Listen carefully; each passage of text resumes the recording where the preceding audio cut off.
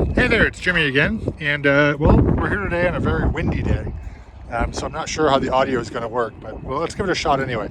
What we have here today is something special, a first-year Jeep Comanche pickup truck.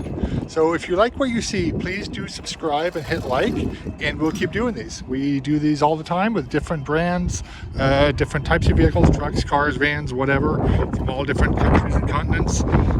Something for everybody, so please do subscribe.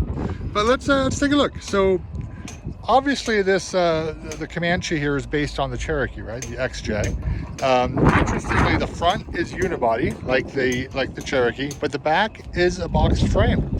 So it's kind of I guess sort of the best of both worlds. Better ride and handling and so forth, but still some strength in the back.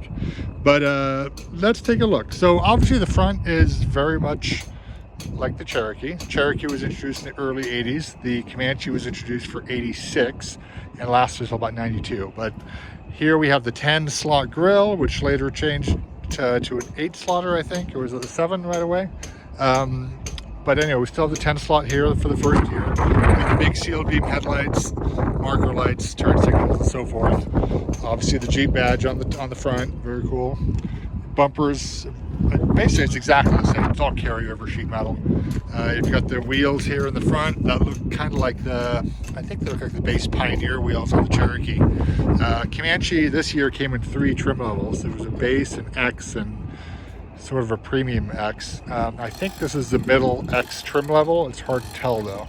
But let's see what else we have. We have this cool Comanche badge, which I don't remember seeing this badge later on in the series. I think they changed the font on it because that looks old style Jeep, and I thought it went more to like how the like the Cherokee and everything else has more of an upright, instead of the slanted italicized font there. So that's kind of interesting to see. The stripe is cool too. I think it's factory. I like this blue color. This is it's pretty this way. This is a regular cab. This came for 86. The first year only came the 7-foot bed. Then the next year they made kind of a long.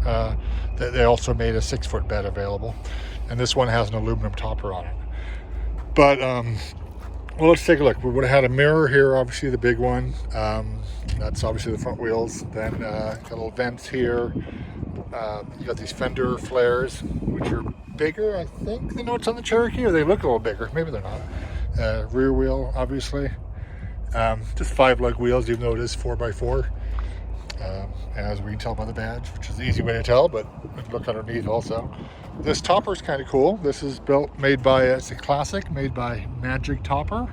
Not sure where it came from, but suits the lines of the Jeep pretty good. Got the full step bumper here in the back. Got the tailgate. This has the command track 4-wheel drive system as opposed to the select track. And this is interesting. This is again the only year that the 2.8 V6, the GM motor, was offered with the Chrysler 3-speed. So this is cool. This is actually the last pickup that Jeep made until obviously the current Gladiator series. And these have a little bit of a following. I mean, the Cherokee for sure does. So these do too. And it's rare to see these in the junkyard. So I'm not quite sure why this one's in the junkyard. It's got a little damage here on the side, but that could have been from here. Overall, it looks pretty good. So let's keep walking around this thing. The driver's side looks, someone took the mirrors, obviously. The driver's side looks a lot like the passenger side did. We'll go inside and we'll look under the hood too. So let's see. We've obviously got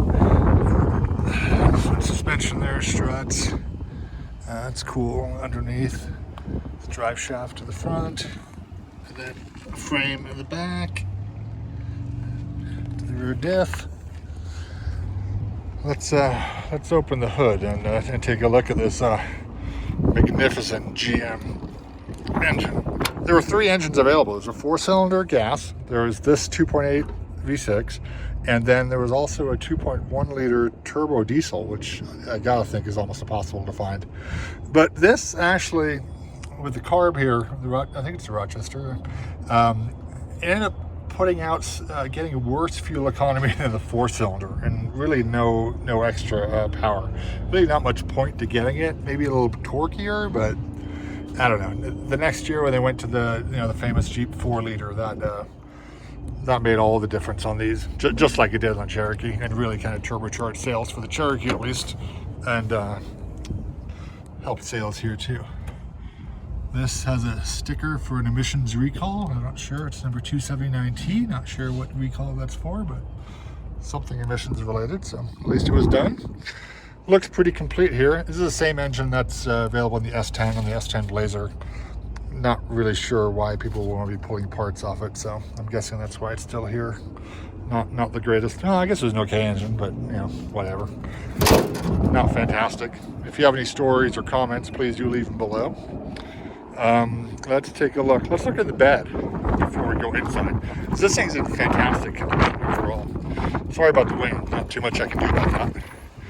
Here's the bed. It's got a Duraliner. There's an extra fan belt here. Gates. It's good. Lots of windows. That's good. This is a pretty good, handy bed. It's good, good length, obviously. And when the topper wasn't on it, you could obviously still reach in it and grab everything, which is good. You've got the pass-through there in the front, and yeah, it looks in pretty good shape. Let me see if I can drop the tailgate here. Look at that. Just drops nicely. No assist, no damping. Lift it back up. There we go. Slam it back up there. We are good to go. So let's take a look at the inside. Just like the Cherokee. So this is a blue truck with blue interior, and oh my, that's in good shape. So let's see. Door panels are just vinyl, durable, roll-up windows, regular locks, no power. This is an aftermarket stereo. Look at that seat though. That seat looks, oh my God, it looks almost, well, not brand new, but close to it. There's no tearing going on. The seat back looks in great shape. So this fold forward, it does. Excuse my camera here. There we go. What's back here? A jack handle. Oh, that's interesting. There's a little storage pouch. Put stuff in. Neat. I guess the jack would have gone back here, and I'm guessing the spare tires underneath the back, so you have to kind of crank it down.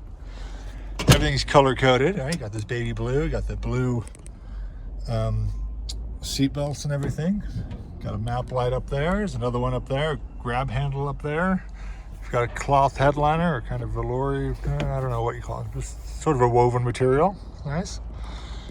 Got the basic Jeep steering wheel. Nothing too special. Saw those on base Cherokees as well. And then the dashboard. This one did 131,819.1 miles.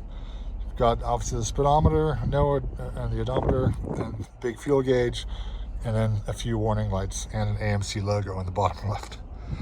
I don't know if that lights up. If that lights up, look out. Old pull-out headlight switch. Wipers right there. No cruise control. 3-speed automatic there. Someone put in a blow-punked Malibu aftermarket radio. Nice choice. Here's the HVAC with AC. Cigarette light open there. A couple blanks there.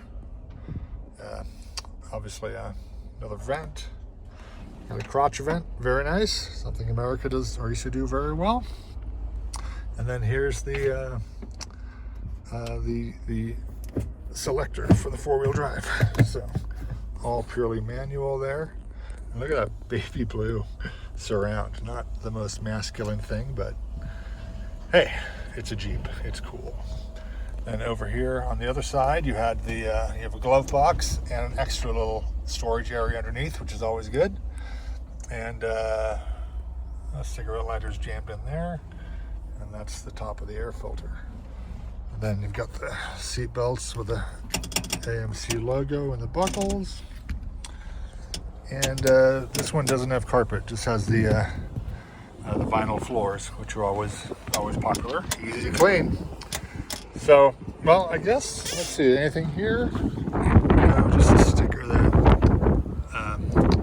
VIN sticker. We can't really read the number, so it was made. This was made for 1986, so it is the first year, and obviously everything with the V6 and everything bears that out. So this is a very cool little truck, and you know, it's too bad. I mean, Jeep makes the Gladiator, and they'll be happy to sell you a Gladiator at quite a price.